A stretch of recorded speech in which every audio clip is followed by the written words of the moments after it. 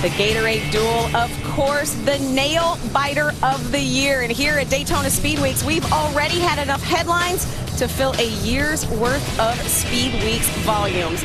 The drama began, gosh, it seems like a year ago. It was only a week ago. But shootout practice Friday night when Kurt Busch and Tony Stewart traded paint and traded some alleged pleasantries. Both are now on probation. Saturday night's Budweiser shootout was pure elation for Dale Earnhardt Jr. He scored a win in his first attempt for his new Hendrick Motorsports team. On Sunday, it was a Hendrick car defending series champ Jimmie Johnson on the pole. And what a difference a year makes for Michael Waltrip, from barely making the race to starting on the front row. But just when you think it's smooth sailing, engine failures. The number 88 of Dale Jr. and his Hendrick teammates all changing engines before today's duel. Weather today, it's a little bit breezy, actually unseasonably cool. We've got winds at about 9 miles an hour, 54 degrees. You see the flags flying high on the campers here at Daytona. And taking a look at our Shell starting grid for duel number 1. As we do that, let's go ahead and head back down to the pits and see how the nerves are doing. Let's start with Dr. Dick Berggren. Well, I think the nerves are pretty high in car number 48's pit. That's Jimmie Johnson. He set the fastest time trial, and if he finishes this race with the car whole, he will start on the pole for the Daytona 500.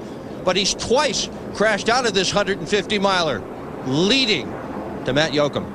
Confidence running high, Dick, in the 88 camp. Moments before Dale Earnhardt Jr. climbed into his car, he and his cousin and crew chief Tony Eury Jr. were laughing, joking around, just showing how calm they are, considering all the issues going on right now with their engine issues. So today, he told me it's really a durability test to see how long it takes Jr., who many consider the most prolific plate racer in NASCAR, to get from the back to the front, how the tires will look, and how well the engine will look at the conclusion of today's race. Steve? Well, Matt, Lee Petty won the very first Daytona 500 back in 1959. His son, Richard, became the king and won this race 7 times. In the offseason, Kyle Petty and the team moved from Level Cross, North Carolina, where that team has been headquartered for 60 years, 80 miles south to Mooresville, North Carolina, in an effort to improve that team's performance. Today, we'll see if that move begins to pay benefits. As Mike Joy says, there's always a sentimental favorite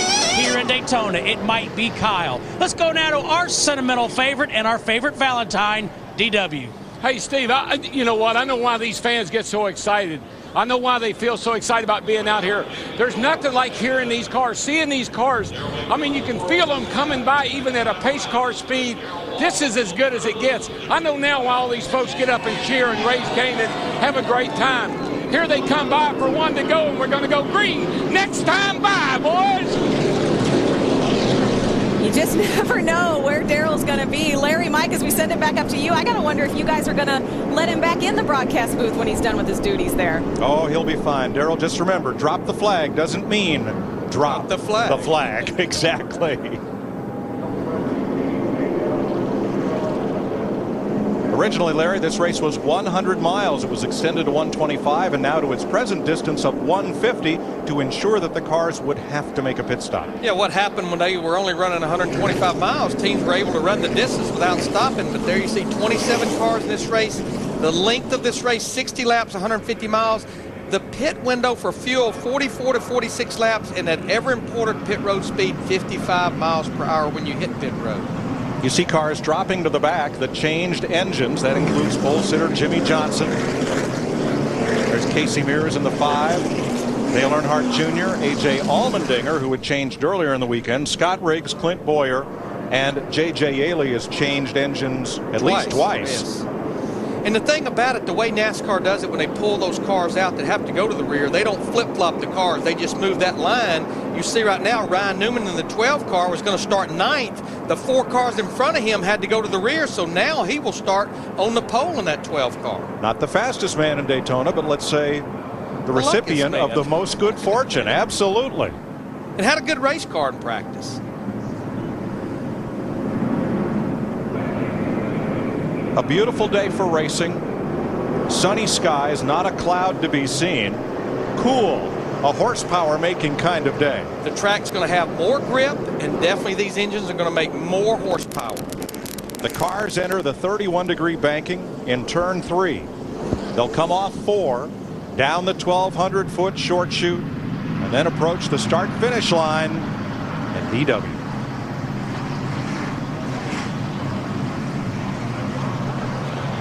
All right, folks, listen to me. I want to hear some boogity, boogity, boogity, all right? These guys don't ever get to hear it. There's 100,000 people here today. Let's give it to them. What do you say? What do you say? They're coming off turn 4. You start the lines right down there, that white line. When they get there, we're going to let them go, boys. I swear I feel like I'm in the car. I get my heart's pounding. Hold them down. Be nice, Mr. Newman. Be nice, Mr. Newman. Boogity, boogity, boogity! Let's go racing, boys!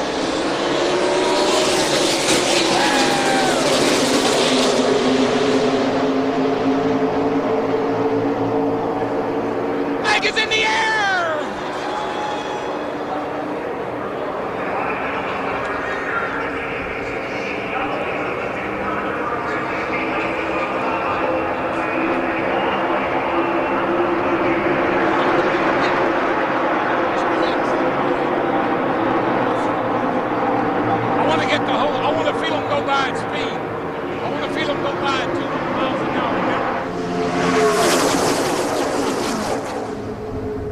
High in the East Bank, and Newman and Nemechek side by side. Darrell, they're going to come to you just about the same way they did last time around. Oh my gosh, Mike. You can't believe what this looks like. And I can't wait to see what it feels like.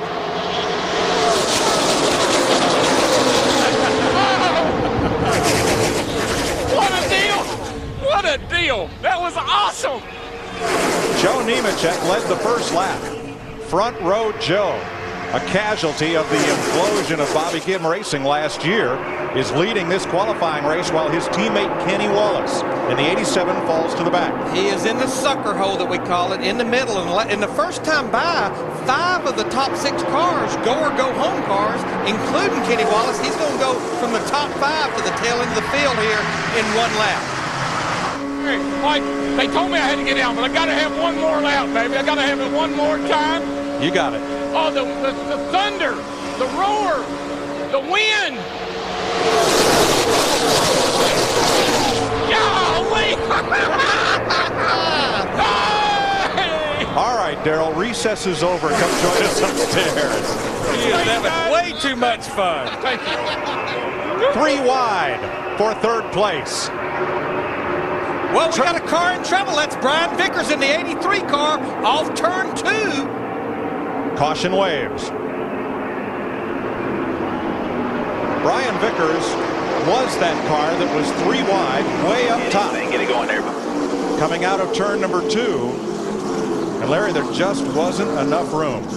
Turn 2 is so treacherous. It's just as wide as all the rest of the racetrack, but the cars want to lunge against the wall when they come off the banking of turn 2. Let's get 4 tires on it.